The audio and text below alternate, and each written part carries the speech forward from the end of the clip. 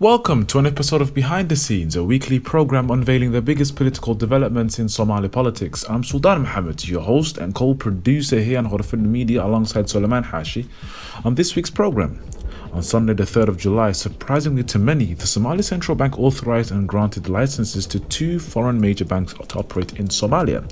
This will be the first time since the collapse of the central government pre-1991 that the Somali government has authorized licensing for non-Somali banks.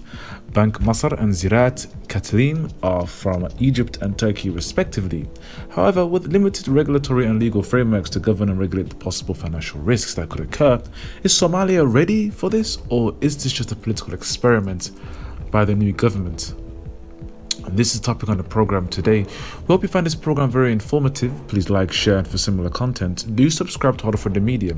Also, do subscribe to HORUFADHI Media Group's second channel, known as HORUFADHI TV, where you can find exclusive programs such as the African Weekly Roundup and Mahahe Saleh, among others. And last but not least, do follow myself, Sultan Mohammed, Suleiman Hashi, Yasin Abdi, and the wider HORUFADHI Media team on our social media platforms that should appear on the screen any moment.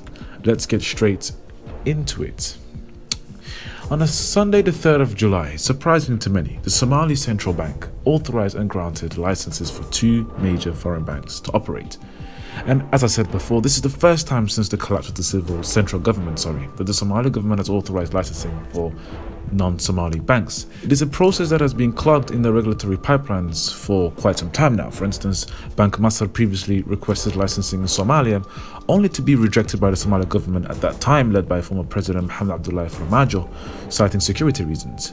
Critics have argued that the decision stemmed from the relationship between Mogadishu and Addis Ababa, which directly inhibited strong economic ties between Cairo and Mogadishu due to tensions between Ethiopia and Egypt over the Ethiopian construction of a dam at the Nile River. Critics of the Farmajo administration pointed at this close relationship between Ethiopia and Somalia that directly hindered Somalia's relationships with Egypt. Evidently, consecutive governments' decisions on these matters are intrinsically linked to politics as much as economics, as for example, currently the current administration led by Hassan Sheikh Mohamud has stepped up and decided to form closer relationships with the United Arab Emirates, Saudi Arabia, and countries along that alignment in the Arab Cold War. And of course, Egypt is among those countries, and therefore it's understandable that the current administration decided to do a U-turn from the previous administration and allow this bank to operate in Somalia. Now, as the new government takes office, it appears to be of the understanding that the market signaling of having new foreign banks operating in Somalia will demonstrate to the global financial world that there is a new Somalia ready for business, a shift from a previous perception that Somalia was a failed state with failed financial institutions. Indeed, supporters of the government's decision have pointed to a number of positive benefits from the decision, including the diversification of a market monopolized by a handful of Somali banks. The increase in the competition could increase the product quality, for instance, improving financial services for Somalis. Others highlight the introduction of modern foreign banks with import knowledge and expertise that could be embedded in Somalia's developing financial services industry.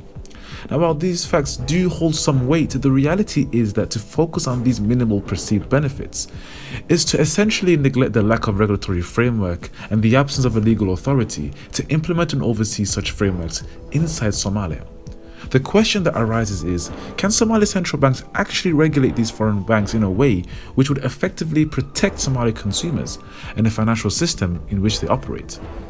You see, banks are not like private businesses. For instance, if a bank were to go corrupt or crash, it would have a rippling effect on the financial system of the host country and maybe the regional economy based on how big the bank could be.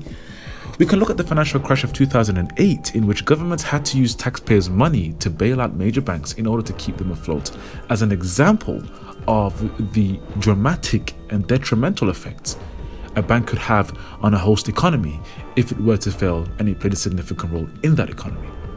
Indeed, the famous theory too big to fail maintained and had mainstream support at that time. In other words, banks crashing would directly result in a crash of the host nation's economy, and it was about saving the global economy from the unfathomable losses that could have been incurred as a direct result of banking failures. See, customers would lose their money, for instance, directly affecting the government's monetary systems and policies. Now, if you compare that to a private company, where only the shareholders and trading partners would be directly affected by the bankruptcy, rather than the globe, we can see the difference between the two, which is quite dramatic to say the least. It is crucial for one to understand the severe dangers of unregulated financial systems, particularly those concerning the banking world, before analyzing what are the positives and the negative impacts of the introduction of 2 new foreign banks in Somalia. One has to understand that a bank must take financial risk to maximize profit and monetary gains. And this will not always align with the public interest and could actually be quite detrimental to the economy. I mean, this could again be seen in the 2008 financial crisis and would witness dozens of countries tighten their regulatory frameworks and oversight on banks. So we can see some of the rules in MiFID 2, 3 in the European Union, and among other rules, in the United States, among other countries.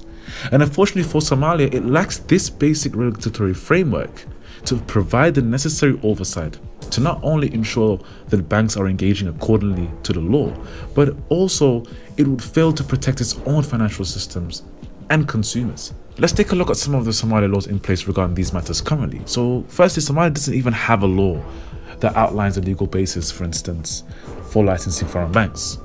The current financial institution law is a very old law, and it's very, very inadequate in the contemporary financial world. For instance, it doesn't outline scopes for legal accountability or risk transfer ownership. It doesn't outline the ability of the central bank to act as a regulator with defined powers. This means that the central bank wouldn't have the legal power to regulate foreign banks in Somalia adequately. Like, for example, the central bank cannot access or assess a bank's business model to mitigate possible impacts, or there are no regulatory requirements on publishing of a bank's capital and liquidity, or even there's no literal definition or assessment of risk-weighted assets. It does not include the insolvency procedures to follow if foreign banks were to fail and the funds belonging to Somali citizens were to be at risk. In other words, if a foreign bank were to fail in Mogadishu, for instance, and Somali citizens held money in these banks, that money would be lost with the bank's fortunes, meaning that Somali customers would lose all his or her savings. And finally, there's also no legal framework provision to define what can be considered permissible and what can be considered prohibited regulatory activity. For example, banks using clients' accounts for trading for profit, or investment banks owning commercial banks. These kind of things are not defined. There's not actions that are permissible, they're not actions that are prohibited. And all these absent elements mean that there are ridiculous amounts of loopholes in the financial systems of Somalia. And in other words, these flaws can easily be exploited to not just be illegally used and for customer money could be used for trading, for instance, or for fraud, among other things. This will also have a detrimental effect on the Somali economy and the average Somali citizen.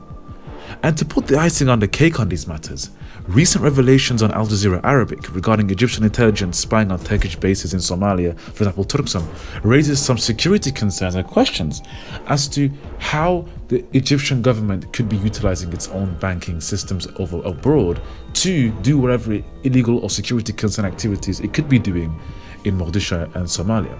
Now, what makes it worse is that the Somali government has not signed any regulatory equivalence agreements with Turkey or Egypt. The reality is that while Somalia has allowed both banks to operate in Somalia, both Turkey and Egypt wouldn't provide the same level of access for Somali banks in their respective markets. And this means that these foreign banks in Somalia have a slight competitive advantage over Somali banks, which could be detrimental to the Somali financial system and homegrown banks. Because the reality is that Somali government makes tons and tons of tax money from Somali banks. And if Somali banks are financially failing, and the simple fact that Somali banks are the pillar or the bedrock of the Somali economy, this would detrimentally affect the Somali economy and the government's, obviously, pockets and budget for the foreseeable future. Now, aside from the possible financial impacts on a macroeconomic scale, what are some of the consequences of an unregulated or a limited regulated financial markets on a microeconomic scale? Well, let's take an example. Somalia doesn't have a deposit protection scheme that guarantees the safety of customers. So in other words, how can the Somali Central Bank recover Somali citizens' money lost due to banking collapses? So if, for example, one of the foreign banks were to collapse in Somalia today, for instance, and you and I had some money in that bank, for example, hundreds of thousands of dollars, if the bank lost all that money because the bank has collapsed and it has literally no money to give back to me or you as customers, how will that money be protected or returned to us? The absence of a deposit protection scheme means the Central Bank of Somalia can't repay that to us. or it doesn't even have the Somali Central Bank doesn't even have the finances to bail out this bank that has collapsed. This means that me and you would lose hundreds of thousands of pounds. And this all is further underpinned by the lack of risk management embedded within these regulatory frameworks, which are in themselves limited, as we spoke about in the last 5 to 10 minutes. Simple questions like who will be accountable for ensuring obligations for Somali law are not answered in a bank, or what would the divisions of power and accountability look like within banks operating in Somalia also cannot be answered. The reality is that the issuing of licenses to foreign banks without any actual real legislative and regulatory frameworks can be perceived more as a political experiment by this new government than anything else, an attempt to showcase economic improvement when in reality Somalia assumes outlandish risk by licensing these foreign banks while providing an unlimited advantage for these foreign banks against Somali banks, which could directly hinder and limit Somalia's economy. The decision to put Somalis at risk, the decision to put Somali businesses at risk, and the decision to put an entire economy at risk with basically and virtually limited to no regulatory framework on these financial institutions means that there's no safety net and there's no measures in place to protect the Somali citizen. And the question becomes, is it worth taking this risk?